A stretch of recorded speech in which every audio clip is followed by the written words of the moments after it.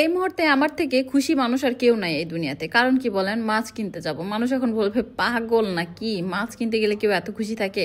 আমার তো মাছ বাজারে যেতেই ভালো লাগে, সেটা তো আমার ছোটবেলার নেশা। আজকের ব্লগে যে কি মজা হবে না দেখলেই মিস। মা জননীকে নিয়ে সকাল সকাল চলে গেলাম বাজারে, একেবারে ফকির হইতে। কিনতে যাই কি আর কিনে ফেলি কি, বাজারে গেলে আমার মাথা ঠিক থাকে না। আমি জানি না, ছোটবেলা থেকে আমার বাজার করার এত নেশা। বাবা চাকরিতে থাকতো তো নিজের ইচ্ছা মতো বাজার করে নিয়ে আসতাম, নিজের যেটা খেতে ভালো লাগতো সেটাই নিয়ে আসতাম, যেটা আমার মামনি রান্না করতো। তো আমি এদিক থেকে আগে তবু ভাইয়ের কাছ থেকে মাংস নিছি। তবু ভাই থ্যাংক ইউ সো মাচ যে এত ভালো মাংস দিছে। তারপরে চলে আসলাম মাছ কিনতে। এই দুনিয়াতে মানুষকে বিশ্বাস করা বড়ই কঠিন, কিন্তু সবাই আমাকে প্রচুর ভালোবাসে। আমি গেলে সব থেকে ভালো জিনিসটাই সবাই দেয়, যদিও অল্প কিনি, গরিব শরীফ মানুষ, কিন্তু সবাই বেস্ট জিনিসটা দেয়। থ্যাংক ইউ সো মাচ এই সবাইকে। মাছপট্টিতে আসছিলাম, ছোট ছোট মাছ, চিংড়ি মাছ, কি জানি মাছ নিছি। তারপরে মনে হলো যে মাছের রাজা ইলিশের সাথে দেখা না করলে হয়। চলে গেলাম দাদার কাছে, আর এই দাদা আমাকে ইলিশ মাছ যেটা দেয় ওয়ার্ল্ডের বেস্ট। এত মজা হয়, এত টেস্ট হয় যে রান্না করার পরে সবাই বলে অনেক টেস্ট, কিন্তু আসলে মাছটাই দাদা দেয় টেস্ট। তো সবাই আমাকে খুব ভালো ভালো জিনিস দেয়। এবার হলো তরকারি কিনতে আসছি, আর শাসদুর ভাইয়ের কাছে ছাড়া আমি অন্য কোথাও তরকারি কিনি না। যদিও কিছু লাগে ভাইয়াকে বলি, ভাইয়ের দোকানে না থাকলে অন্য জায়গা থেকে নিয়ে এসে দেয়, মানে একটা পরিবার। আর আমি যাদের সাথে মিশি তাদেরকে মনে করি আমার পরিবার।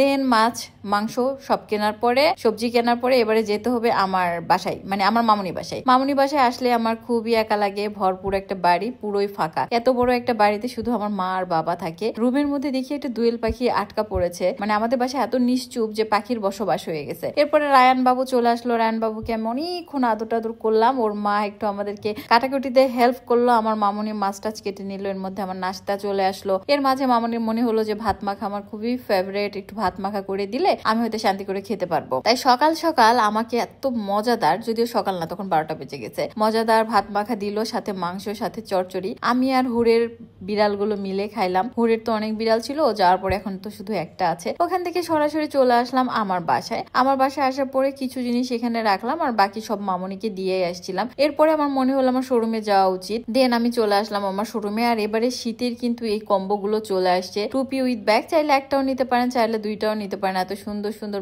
স্টাইলিস্ট ব্যাগ কেউ মিস করবেন না। হয়ে গেল দুপুর। জেলখানা থেকে রুটির অর্ডার করলাম। এসব আসলে জেল খাটলেই পাওয়ার সৌভাগ্য হয়, কিন্তু আমরা জেল না কেটে এগুলো সৌভাগ্যবশতে জেলখানার রুটি পেয়ে গেলাম। দেন সবাই মিলে ভর্তা দিয়ে রুটি খাওয়ার পরে আমাদের নতুন যে প্রোটেকশনের ড্রেস গুলো আসছে সেগুলো শুট টুট চলছিল। তো মেরুন কালারের যে টু পিসটা পরেছি এটা আমার খুবই পছন্দের। এটা 8টা কালার আসছে, 8টা কালারের 8টাই আমি নিয়েছি। এরপরে আমি থ্রি পিস গুলো দেখছিলাম, এবং পিঙ্ক কালার যে থ্রি পিসটা দেখেছেন ওইটা আমি আর মামুনি একেবারে 2টা নিছি, মেবি ওটা আর নাই। তারপর আমাদের ক্যান্ডেল গুলো একটু সুন্দর করে সাজুগুজু করে নিয়ে আমার মনে পড়লো কালকে আমার বাসায় একজন প্রিয় মানুষ আসবে, তো তার জন্য করে একটু কেক অর্ডার করি। আর কেক অর্ডার করতে হলে আমার বন্ধুর বইয়ের কাছে আমার আগে কল করতে হয়, তিলার কাছে। দেন স্টার জুস বার থেকে আমি কেকটা অর্ডার করে নিলাম, এবং সেখান থেকে আমার জন্য মোমোজ আসছিল। শীতের দিনে গরম গরম মোমো খেতে খুবই মজা লাগে। স্টিমটার থেকে আমার ফ্রাই ভাল লাগে, তো দুটাই আসছিল। আমার ফ্রাইটা খুব মজা লাগছে, এনজয় করে খেয়ে তারপরে বাসায় চলে আসলাম। আর আমার জুস খুবই পছন্দ। বাসায় বসে আমি আর ভাই এখন দুজন মিলে জুস খাওয়া, সারাদিনের হিসাব নিকেশ করা, কালকে দিনে কি কি করবো সেগুলো শিডিউল রেডি করা, আর নিজেদের মাঝে